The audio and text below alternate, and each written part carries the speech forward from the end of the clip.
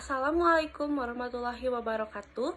Perkenalkan, nama saya Nina Marlina Luciana dari kelas A4 PGSD dengan nomor induk mahasiswa 21060151. Di sini saya akan mereview materi mengenai mata kuliah sumber dan media berbasis IT dari pertemuan 2 hingga pertemuan 7.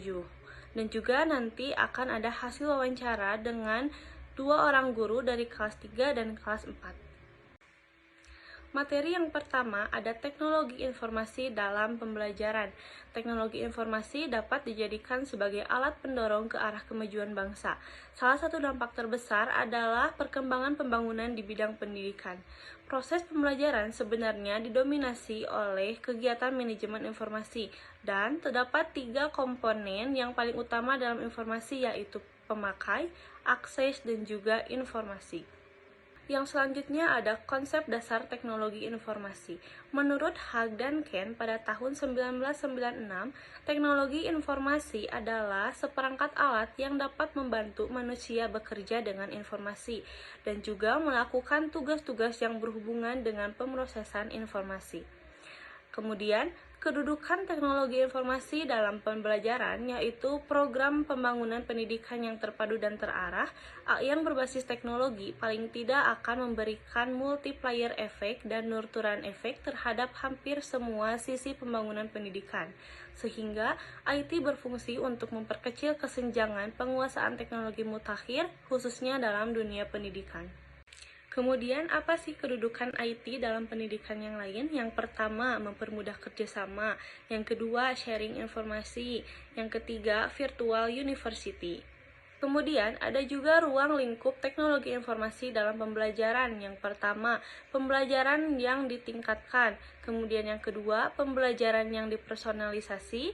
Kemudian yang ketiga, pengembangan keterampilan. Yang keempat, akses global. Yang kelima, administrasi yang efisien. Dan yang keenam adalah inovasi dan kreativitas. Kemudian materi yang kedua yaitu teknologi informasi sebagai inovasi pembelajaran di SD atau MI. Wina Sanjaya mendefinisikan inovasi pembelajaran sebagai suatu ide, gagasan, atau tindakan-tindakan tertentu dalam bidang kurikulum dan pembelajaran yang dianggap baru untuk memecahkan masalah pendidikan. Kemudian, apa sih pentingnya inovasi dalam dunia pendidikan? Pemanfaatan perkembangan teknologi yang serba digital saat ini memudahkan guru untuk menciptakan media pembelajaran inovatif yang nantinya akan digunakan peserta didik dalam proses pembelajaran berlangsung. Yang selanjutnya ada Information and Communication Technology atau ICT sebagai inovasi pembelajaran. Teknologi informasi dan komunikasi atau yang biasa kita sebut dengan TIK atau Information and Communication Technologies atau ICT terdiri dari konsep teknologi informasi dan teknologi komunikasi. Teknologi komunikasi menekankan pada proses, manipulasi, dan pengelolaan informasi. Teknologi komunikasi berkaitan dengan bagaimana mentransfer perangkat atau media komunikasi. Kemudian, penggunaan TIK di dunia pendidikan menyebabkan perubahan mendasar dalam hal cara mengajar guru, belajar peserta didik, dan manajemen sekolah dari yang ada sebelumnya. Peranan TIK dianggap sangat penting dalam dunia pendidikan. Kemudian ada juga manfaat teknologi informasi dalam pembelajaran di SD. Yang pertama, TIK dapat digunakan untuk membantu pekerjaan administratif. Yang kedua, TIK dapat digunakan untuk membantu mengemas bahan ajar atau multimedia kebutuhan tingkat menengah. Dan yang ketiga, TIK dapat digunakan untuk dukungan teknis dan meningkatkan pengetahuan agar dapat mewujudkan self-running creation. Teknologi informasi dalam pembelajaran mempunyai kelebihan. Yang pertama, konektivitas untuk pembelajaran akan mudah saling terhubung dan berkesinambungan dengan setiap informasi yang sudah ada. Dan yang kedua, mempermudah serta mempercepat setiap pekerjaan yang ada. Dan yang ketiga, fasilitas pembelajaran yang memadai akan memenuhi setiap kebutuhan siswa. Di samping adanya kelebihan dari teknologi informasi, tentunya ada juga kekurangan teknologi informasi dalam pembelajaran. Yang pertama, membuat siswa menjadi semakin malas karena adanya kecanggihan TIK yang sudah ada. Dan yang kedua, membuat siswa menjadi ketergantungan terhadap teknologi. Dan yang ketiga, rawannya kejahatan teknologi yang semakin berkembang di kalangan pelajar. Kemudian, materi yang ketiga ada konsep dasar multimedia. Multimedia sendiri adalah gabungan lebih dari satu media dalam suatu bentuk komunikasi. Multimedia pada masa kini merujuk pada penggabungan dan pengintegrasian media seperti teks, animasi, grafik, suara, video ke dalam suatu sistem komputer. Selanjutnya ada hakikat multimedia. Yang pertama, integrasi media. Yang kedua, interaktivitas. Yang ketiga, presentasi dinamis. Yang keempat, kemampuan untuk menyampaikan informasi yang kaya. Yang kelima, fleksibilitas dan scalability. Dan yang keenam, ketergantungan pada teknologi. Multimedia dibagi menjadi beberapa jenis. Yang pertama ada multimedia interaktif, multimedia hiperaktif, multimedia linear, multimedia presentasi, dan juga multimedia entertainment. Kemudian ada juga komponen-komponen multimedia, diantaranya ada teks, audio, video, maupun gambar atau image. Kemudian materi yang keempat ada pemanfaatan multimedia dalam pendidikan pembelajaran di SD atau MI. Nah, penggunaan multimedia di dunia pendidikan memiliki berbagai jenisnya. Akan tetapi, multimedia tidak dapat menggantikan peranan guru sebagai pengajar karena multimedia hanya sebagai alat bantu dalam proses pembelajaran. Dengan adanya multimedia dapat membantu guru mempermudah dalam merancang pembelajaran. Jenis multimedia sendiri beragam, yakni ada multimedia hiperaktif, multimedia interaktif, multimedia linear, dan multimedia entertainment. Kemudian, multimedia interaktif dalam pembelajaran memungkinkan siswa untuk berinteraksi dengan media sebagai sumber belajar yang mana multimedia berbasis komputer atau ICT sangat cocok dan bertujuan untuk membantu siswa untuk melakukan aktivitas pelatihan atau pembelajaran yang sebelumnya tidak mungkin dapat dilaksanakan. Kemudian ada metode atau format multimedia berbasis komputer. Yang pertama ada tutorial, yang kedua ada praktik, yang ketiga ada simulasi, dan yang keempat ada eksperimen game. Nah, ada juga pemanfaatan multimedia dalam pembelajaran. Yang pertama untuk memperbesar benda mikro, yang kedua memperkecil benda makro, yang ketiga menyajikan benda dan peristiwa kompleks, yang keempat menyajikan benda dan peristiwa jauh, yang kelima, menyajikan benda dan peristiwa berbahaya, dan yang keenam, meningkatkan daya tarik siswa. Kemudian, materi yang kelima ada dampak implementasi multimedia dalam pembelajaran. Nah, penggunaan multimedia adalah salah satu alternatif pilihan yang baik untuk pengajaran dan pembelajaran yang berkesan. Salah satu fungsi utama multimedia adalah sebagai alat bantu mengajar yang turut mempengaruhi iklim, kondisi, dan lingkungan belajar yang ditata dan diciptakan oleh guru. Menurut Hamalik, dalam buku Media Pembelajaran mengemukakan bahwa pemakaian media dalam pembelajaran dalam proses belajar mengajar dapat membangkitkan keinginan dan minat yang baru. Nah, ada juga manfaat penggunaan multimedia dalam pembelajaran IT. Yang pertama, ada manfaat multimedia dari perspektif pendidik, diantaranya yaitu yang pertama, meningkatkan pengemasan materi pembelajaran dari yang saat ini dibangun. Yang kedua, strategi konsep pembelajaran baru dan inovatif efisien. Yang ketiga, pemanfaatan aktivitas akses pembelajaran. Yang keempat, menggunakan sumber daya yang terdapat pada internet. Dan yang kelima, dapat menerapkan materi pembelajaran dengan multimedia. Kemudian ada juga manfaat multimedia dari perspektif peserta didik, yaitu diantaranya yang pertama, meningkatkan komunikasi dengan pendidik dan peserta didik lainnya. Yang kedua, lebih banyak materi pembelajaran yang tersedia yang dapat diakses tanpa memperhatikan ruang dan waktu.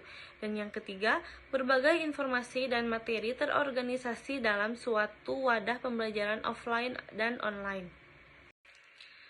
Kemudian ada kelebihan dampak implementasi multimedia. Yang pertama, adanya interaksi yang erat antara siswa dan materi. Yang kedua, proses pembelajaran sesuai dengan kemampuan siswa. Dan yang ketiga, adanya audiovisual. Yang keempat, adanya umpan balik langsung. Dan yang kelima, serta menciptakan proses belajar yang berhubungan. Selain itu, ada juga kekurangan dari dampak implementasi multimedia.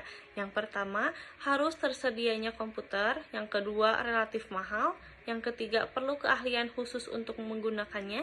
Dan yang keempat, perlu adanya keahlian untuk mengembangkan media tersebut. Nah, materi yang terakhir atau materi yang keenam ada pengembangan media pembelajaran berbasis ICT. Apa sih itu ICT? ICT adalah segala bentuk teknologi yang diterapkan untuk memproses dan mengirimkan informasi dalam bentuk elektronik. Perangkat yang diperlukan untuk mengembangkan media pembelajaran berbasis ICT meliputi perangkat keras atau hardware yang berupa komputer, scanner, speaker, mikrofon, CD-ROM, DVD-ROM, flash disk, kartu memori, kamera digital, dan lain sebagainya. Kemudian, keunggulan ICT dalam pengembangan media pembelajaran ada 5. Yang pertama, active learning, yang kedua, collaborative learning, yang ketiga, creative learning, dan yang keempat, integrative learning, dan yang kelima, evaluating learning. Kemudian ada fungsi media pembelajaran berbasis ICT. Yang pertama ada fungsi atensi, yaitu menarik dan mengarahkan perhatian siswa untuk berkonsentrasi. Yang kedua ada fungsi afektif, yaitu meningkatkan antusias siswa ketika belajar teks bergambar. Yang ketiga ada fungsi kognitif, yaitu meningkatkan pemahaman dan daya ingat siswa. Dan yang kelima ada fungsi kompensatoris, yaitu membantu siswa yang tidak suka membaca. Selanjutnya ada manfaat media pembelajaran berbasis ICT. Yang pertama, meletakkan dasar-dasar yang konkret dalam berpikir. Yang kedua, memperbesar perhatian siswa terhadap pembelajaran. Yang ketiga, memberikan pengalaman nyata. Yang keempat, menumbuhkan pemikiran yang teratur dan kontinu. Yang kelima, membantu tumbuhnya pengertian yang dapat membantu perkembangan kemampuan berbahasa siswa. Dan yang keenam, memberikan pengalaman yang tidak mudah diperoleh dengan cara lain. Kemudian, ada faktor pendorong pembelajaran berbasis komputer. Yang pertama, tersedianya beragam pilihan perangkat komputer, yaitu software dan hardware. Yang kedua, derasnya arus informasi dan model-model pembelajaran berbasis komputer dari luar negeri melalui akses informasi dari internet. Yang ketiga, program pemerintah untuk merintis sekolah bertaraf internasional yang dengan syarat piranti komputer. Yang keempat, perkembangan teknologi yang pesat dan mulai merambah seluruh lapisan masyarakat. Yang kelima, adanya kesadaran diri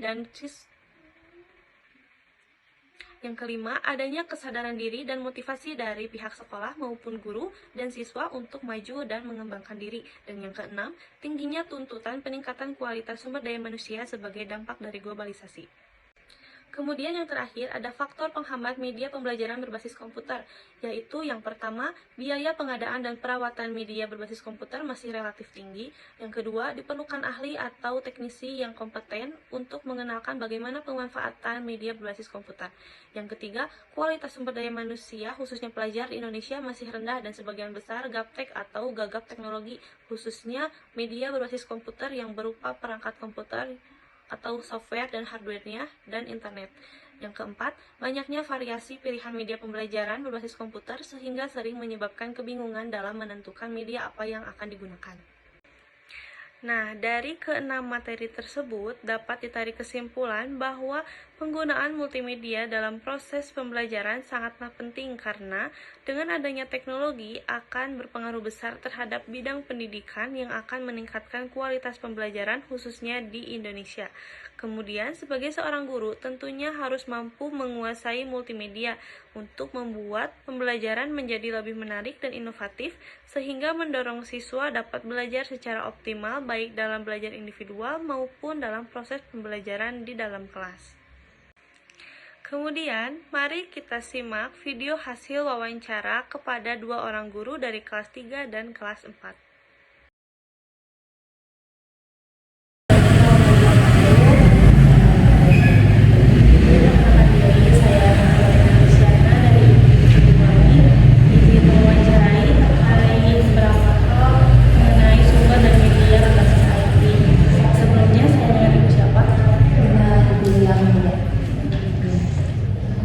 saja, Bu.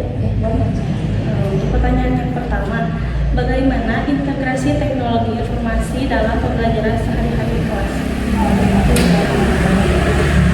Kalau saya sendiri menerapkan integrasi teknologi di kelas itu lebih sering menggunakan Infocus dan kita tuh bikin kayak slide PowerPoint kayak gitu, terus udah itu tontonan-tontonan yang memang kalau di tema kan banyak banget ya, kayak bagaimana cara pembuatan dari kain dari kapas gitu. Nah kita kan anak-anak bangunin tahu ya, kebetulan memang harus ditayangkan juga. Biasanya saya mengintegrasikan dengan itu, melakukan tontonan video pembelajaran menggunakan Infocus dari YouTube. Kemudian bagaimana cara memilih dan mengevaluasi sumber daya digital untuk digunakan dalam pembelajaran kelas? Kalau cara memilihnya sih kita lihat dulu dari cara belajar anak-anak. Ada yang memang jadi cara belajarnya hanya menonton, ada juga dia cara belajarnya harus menulis atau mendengarkan saja gitu. Jadi kalau dilihat dari anak saya sendiri kelas 3, mereka itu lebih aktif ke pembelajaran audiovisual. Jadi selain nonton dia juga harus mendengarin gitu. Nah karena melihat dari cara belajar mereka seperti itu, ya udah saya memilih untuk menggunakan tontonan video pembelajaran. Kemudian untuk cara merencanakan dan menyusun materi pembelajaran yang memanfaatkan sumber daya dan bikin basis IT itu, Caranya saya lihat dulu, misalkan hari ini kan saya mau tema ini pembelajaran 2 misalnya. Saya lihat dulu nih di materi ini kira-kira ada materi yang memang harus ditayangkan videonya atau cukup dengan slide PowerPoint aja. Karena memang beberapa materi ada yang memang harus ditayangkan juga dan cuma dilihat aja cuma misalkan ini karena dulu ada tentang baju adat. Kan itu anak-anak nggak bisa menayangkan ya, harus lewat dari foto gitu. Karena saya kadang suka menayangkan slide PowerPoint gitu foto. Kemudian untuk cara menyesuaikan penggunaan teknologi informasi dengan gaya belajar yang berbeda itu di antara siswa bagaimana? Nah kalau cara dia belajar ya, karena tadi di saya itu punya audio visual. Nah saya itu sering menerapkan kalau misalkan cuma ada visualnya aja, nanti ada bagian akhir menyanyikan sebuah lagu. Nah menyanyikan sebuah lagu merupakan audionya kan ya, jadi semua anak yang tadinya mungkin ada yang butuh visualnya dia juga bisa ikutan menyanyi gitu. Kemudian cara memastikan bahwa penggunaan teknologi informasi dalam pembelajaran mengakomodasi kebutuhan siswa dengan kebutuhan khusus itu bagaimana? Akomodasi maksudnya memfasilitasinya.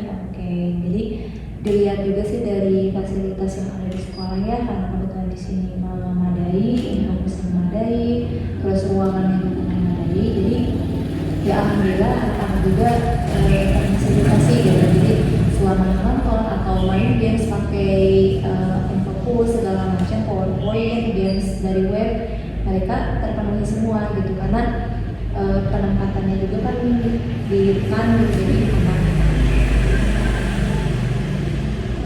Kalau untuk cara memfasilitasi kolaborasi antar siswa dengan teknologi informasi dalam pembelajaran itu kayak yang barusan ya, sama aja.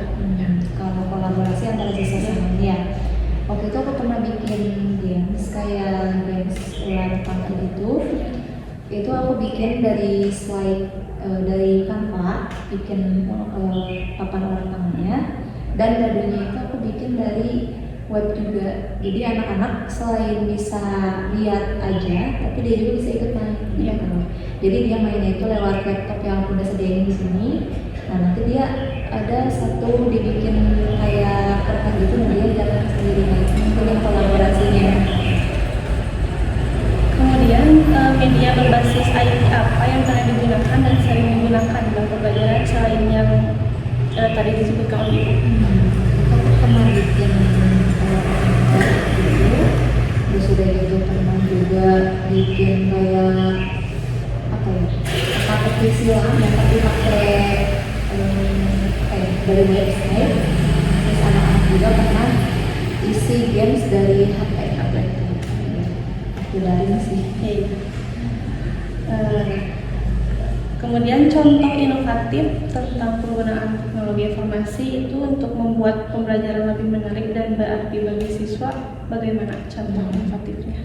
Contohnya ya teh, karena kelas 3 itu banyaknya yang pembelajaran sambil bermain, kita juga bisa kolaborasi antara pelajaran sama permainan gitu. Contohnya kayak tadi ular tangga, itu tuh bukan sekedar ular tangga aja kita main gitu, tapi di dalam permainan ular tangga itu kita selipin soal-soal yang matematika yang nantinya tuh anak-anak ngerjain sama temennya, karena kan berkelompok ya, ngerjain sama temennya, diskusi gimana caranya gitu. Nah, selain itu juga mungkin senangnya itu karena bukan hanya ngerjain tugas, tapi dia itu ada main olahraganya gitu, yang mana nanti kan di ujungnya tuh ada finish. Nah, siapa cepat dia finish baru dia dapat reward kan. Kalau anak-anak kan suka reward, jadi selain dia semangat ngerjain matematikanya, dia juga senang gitu main sama teman-teman. Nah, kalau rewardnya itu berupa apa, Bu? Kalau reward aku nggak yang aneh-aneh sih, kayak misalkan cukup kayak cemilan atau misalkan koin gitu dikasih nanti. Nah, dalam pembuatan media tersebut itu pasti ada hambatan atau kesulitannya dalam pembuatannya. Nah, menurut Ibu sendiri hambatan apa yang sering terjadi dalam pembuatan media tersebut? Oke, hambatannya mungkin ada beberapa media yang sulit untuk dimainkan sama anak ya, kayak contohnya kita pakai fokus, tapi kan kalau pakai fokus anak-anak nggak bisa mencet langsung dari papan ya, harus dari laptopnya. Paling itu aja sih, karena kekurangannya media yang bisa menyentuh anak sendiri gitu kan. Kayak kalau di SMP sekarang udah pakai apa yang papan ini ya, papan belajar digital gitu ya. Kalau di sini kan masih papan biasa, jadi yang itu aja sih hambatannya. Nah, kemudian solusi dari hambatan tersebut bagaimana? Nah, untuk solusinya kayak tadi, karena anak itu nggak bisa dia nyentuh langsung, jadi ya kita gurunya misalnya anak milih ini, nah kita klik dari dibantu sama kita sendiri sih gitu. Mungkin itu saja, Bu, pertanyaan dari saya. Terima kasih atas waktunya. Mohon maaf mengganggu. Jangan. Tenang ya. Assalamualaikum warahmatullahi wabarakatuh. Bismillahirrahmanirrahim. Assalamualaikum warahmatullahi wabarakatuh. Waalaikumsalam warahmatullahi wabarakatuh. Perkenalkan, nama saya Nina Marina Luciana, mahasiswa PGSD dari IKIP Siliwangi. Izin untuk mewawancarai Ibu terkait dengan sumber dan media berbasis IT. Sebelumnya saya bicara dengan Ibu siapa? Ibu Bestari. Ya. Ibu boleh langsung ke pertanyaannya saja? Ya. Untuk pertanyaan yang pertama, bagaimana integrasi teknologi informasi dalam pembelajaran sehari-hari di kelas Ibu? Pembelajaran di kelas 4 ini mengintegrasikan teknologi informasi dalam media pembelajaran, yaitu memberikan materi pembelajaran dengan menggunakan proyektor dan laptop berupa PowerPoint ataupun video pembelajaran. Baik. Untuk cara memilih dan mengevaluasi sumber daya digital untuk digunakan dalam pembelajaran di kelas 4 itu seperti apa, Bu? Di kelas 4 ini kebanyakan siswa lebih senang jika menonton sebuah tayangan yang menarik seperti video animasi yang diberikan berupa tontonan ya, berupa cerita yang nantinya siswa diberikan pertanyaan sesuai dengan materi atau sesuai dengan video pembelajaran yang sedang dilaksanakan. Kemudian cara menyesuaikan dan merencanakan atau menyusun materi pembelajaran yang memanfaatkan sumber dan media berbasis IT itu bagaimana? Kita lihat dulu materi pembelajaran yang akan dilaksanakan. Apakah materi tersebut itu cocok dengan menggunakan video pembelajaran, ataupun materi tersebut bisa digunakan hanya dengan melihat buku saja. Ya, baik. Kemudian cara menyesuaikan penggunaan teknologi informasi dengan gaya belajar yang berbeda di antara siswa itu bagaimana? Cara menyesuaikannya yaitu dengan melihat terlebih dahulu kemampuan siswa ya, karena kemampuan siswa itu dalam satu kelas tidak sama, pasti akan berbeda-beda ya. Jadi ada siswa yang lebih suka membaca, ada yang lebih suka mendengarkan, bahkan ada yang lebih suka dengan melihat tayangan-tayangan seperti video gitu. Nah, kemudian cara memastikan bahwa penggunaan teknologi informasi dalam pembelajaran mengakomodasi kebutuhan siswa dengan kebutuhan khusus itu bagaimana?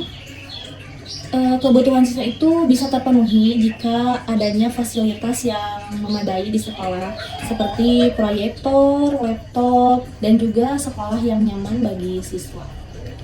Baik. Kemudian cara memfasilitasi kolaborasi antara siswa dengan menggunakan teknologi informasi dalam pembelajaran itu seperti apa?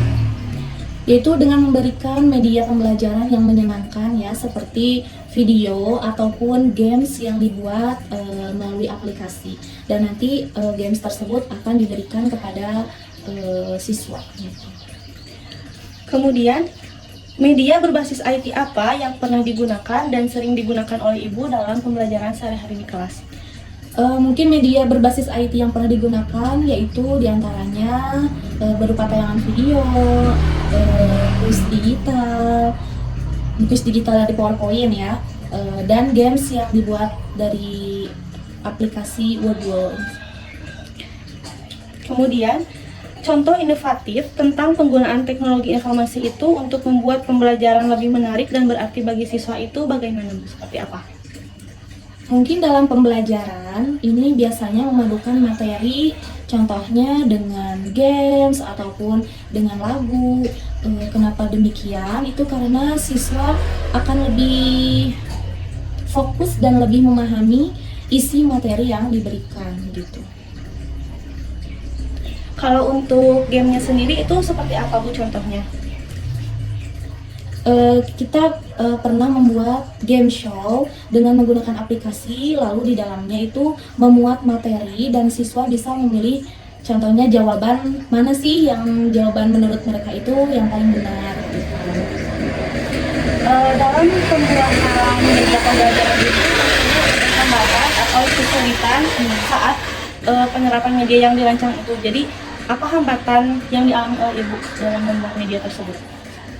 Hambatan dalam pembuatan ataupun penerapan media itu keterbatasan perangkat ya untuk semua siswa, karena tidak mungkin siswa SD itu sudah memiliki laptop masing-masing. Bahkan untuk handphone pun itu ya tidak semua siswa mempunyainya, dan ketika dicoba itu dengan menggunakan laptop, tidak semua siswa itu paham bagaimana sih cara menggunakan laptop tersebut begitu.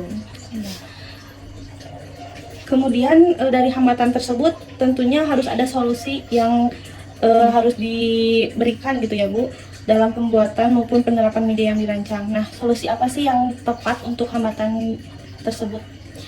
Solusi yang dapat diberikan itu seorang guru harus bisa membantu jika ada siswa yang kesulitan dalam menggunakan laptop. Dan kebetulan di SD itu kan sekarang di kelas 5 ya melaksanakan ANBK, tentu saja itu menggunakan laptop, dan ketika dicoba itu tidak semua siswa bisa mengoperasikan ya laptop tersebut, dan kita sebagai guru harus bisa membantu bagaimana siswa tersebut bisa mengaplikasikan laptop meskipun dengan sedikit-sedikit gitu ya, dengan contohnya mengetik ataupun menggeser kursor pun mereka itu sangat canggung begitu. Ya, baik, mungkin hanya itu saja pertanyaan dari saya. Terima kasih, mohon maaf telah mengganggu waktu Ibu. Mungkin cukup sekian. Wassalamualaikum warahmatullahi wabarakatuh. Waalaikumsalam warahmatullahi wabarakatuh. Nah, dari hasil wawancara terhadap 2 guru dari kelas 3 dan kelas 4 tersebut dapat ditarik kesimpulan bahwa saat ini sudah banyak sekolah dasar yang telah memanfaatkan multimedia dan juga teknologi dalam proses pembelajarannya, dan media yang digunakan biasanya berupa tayangan video, PowerPoint, kuis digital, dan juga games yang dibuat menggunakan aplikasi tertentu. Akan tetapi, belum semua guru memahami bagaimana caranya membuat media pembelajaran berbasis ICT dikarenakan beberapa hal. Salah satunya, ada guru yang memang gagap teknologi karena faktor umur, dan juga ada guru yang malas untuk membuat media yang menarik untuk siswa. Kemudian tidak hanya guru, tetapi ada juga siswa yang belum mengerti bagaimana cara menggunakan media pembelajaran berbasis ICT, maka dari itu sangat diperlukan bantuan guru untuk membimbing siswa yang kesulitan tersebut. Mungkin cukup sekian video yang dapat saya berikan. Mohon maaf bila terdapat banyak kekurangan. Wassalamualaikum warahmatullahi wabarakatuh.